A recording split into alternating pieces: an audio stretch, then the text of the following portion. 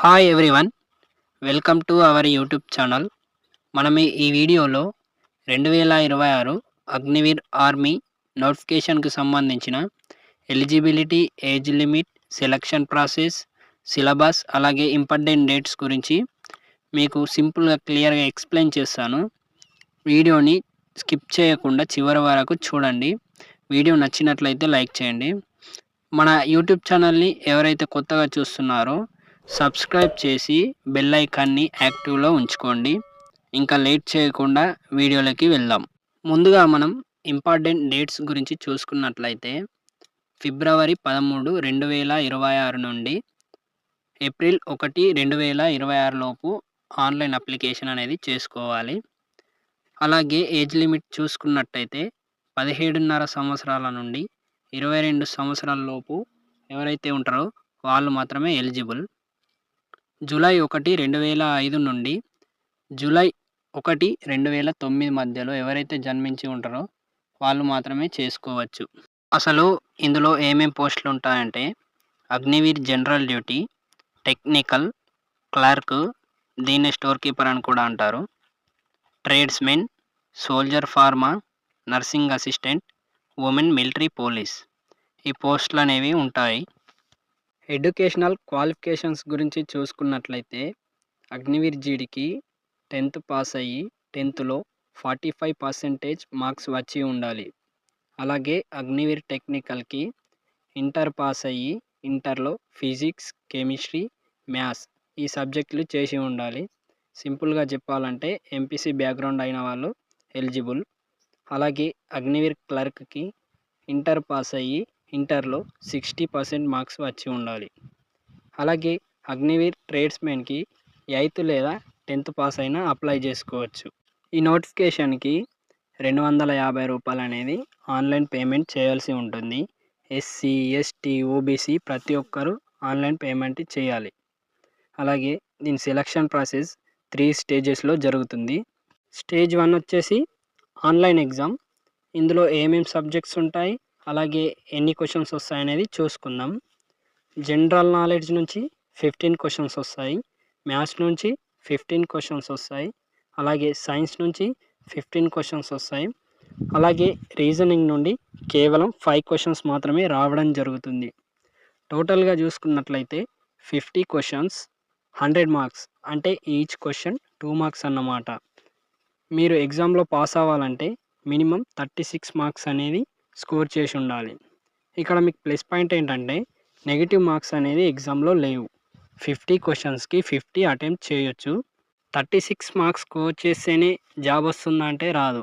ఎందుకంటే మీరు 36 మార్క్స్ కంటే ఎక్కువ స్కోర్ చేయగలగడానికి ట్రై చేయండి. అలాగే ఈ ఎగ్జామ్స్ మార్క్స్తో పాటు ఫిజికల్ టెస్ట్ మార్క్స్ కూడా యాడ్ అవుతాయి కాబట్టి మీరు ఫిజికల్ టెస్ట్లో కూడా మంచి పర్ఫార్మెన్స్ చూపించడానికి ట్రై చేయండి. Stage 2 physical test. Physical events ఏమేమి ఉంటాయంటే 1.6 రన్నింగ్ చేయాల్సి ఉంటుంది, ఫుల్ అప్స్ ఉంటాయి, 9 feet డిచ్ ఉంటుంది, జిగ్జాగ్ బ్యాలెన్స్ ఉంటుంది. అలాగే స్టేజ్ 3లో మెడికల్ అలాగే డాక్యుమెంట్ వెరిఫికేషన్ ఉంటుంది. ఈ మెడికల్ డాక్యుమెంట్ వెరిఫికేషన్ అయిపోయిన తర్వాత ఫైనల్ సెలక్షన్ అనేది ఉంటుంది. మీకు ఇక్కడ డౌట్ రావచ్చు, ఫిజికల్ ఈవెంట్స్లో ఏమేమి ఉంటాయని. క్లియర్గా చెప్తాను, వినండి. 1.6 రన్నింగ్ చేయాల్సి ఉంటుంది. ఇందులో 4 గ్రూప్స్ ఉంటాయి. గ్రూప్ 1 ఏమో 5 minutes 30 seconds లోపు రన్నింగ్ చేయాలి, దీనికి 60 మార్క్స్ వస్తాయి. అలాగే గ్రూప్ 2లో 5 minutes 31 seconds నుంచి 5 minutes 45 seconds లోపు రన్నింగ్ చేస్తే 48 మార్క్స్ అనేది వస్తాయి. అలాగే గ్రూప్ 3లో 5 minutes 40 seconds నుంచి 6 minutes లోపు రన్నింగ్ చేస్తే 36 మార్క్స్ వస్తాయి.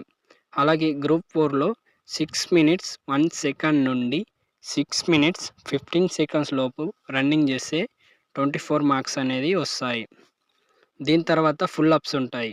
ఫుల్ అప్స్ ఎన్ని తీస్తే ఎన్ని మార్క్స్ వస్తాయని చెప్తా.